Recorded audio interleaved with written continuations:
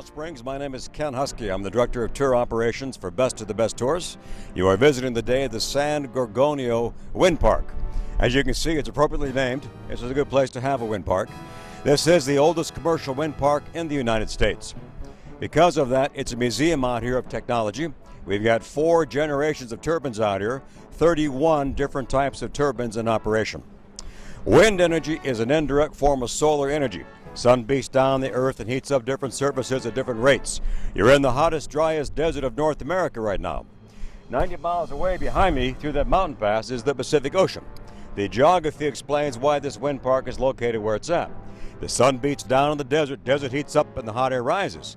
Hot air rises, it pulls the cool air in off the marine layer 90 miles away. That cool air moves in, hits these big mountains behind me, and the wind begins to take the path of least resistance and funnels through the mountain pass. Mother Nature creates at this mountain pass what's called a Venturi effect. We average out here some 2,600 hours of wind velocities per year, ranging between 16 and 18 miles per hour. That makes this an ideal location for a wind farm.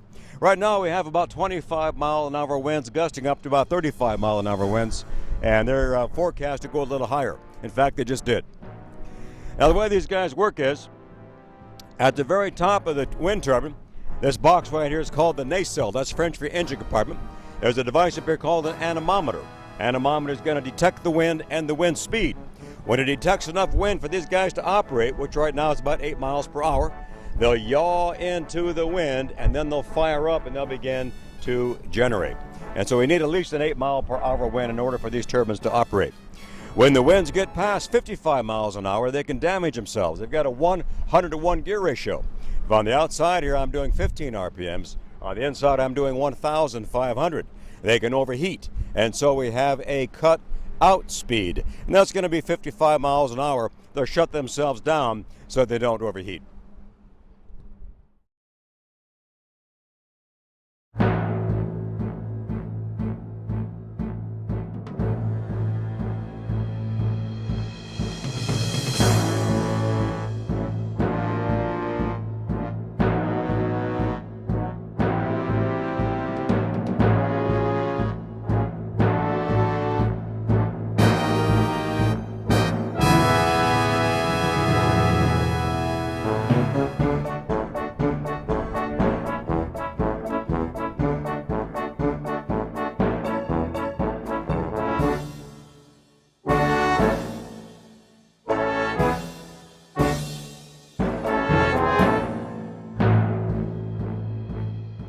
Humans have harnessed the energy of the wind for thousands and thousands of years.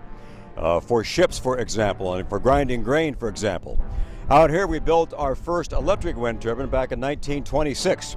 A fella from Texas had the idea, and he built it out here. Then he ran around California to raise venture capital. But unfortunately, the idea didn't take off back then, and so that turbine sat out here, was finally dismantled back in 1942. We revisited wind energy back in the late 70s and had our first commercial wind park out here in around 1980. And we are still building. As you look around you here, you see those all different size turbines. We've got some really old ones that are over 25 years old. We've got 2 right up here on the ridge that are being built as we speak. Those great big ones up on the ridge are Vesta V90 models, so they're brand new. They're not even operational yet. They're still putting in the power to those. Each one of those turbines can serve 900 typical Southern California households. Those are made in Denmark. These behind me, the big tall ones here, are GE 1.5 megawatt units. Each one of those can serve 450 typical Southern California households. Those are manufactured in California. The 2 big ones on the ridge off to my left over here are called Nordex machines. They're made in Germany, 1.3 megawatts. This is an international industry. There are 37 nations now that have commercial wind farms in operation. Ours just happens to be the oldest.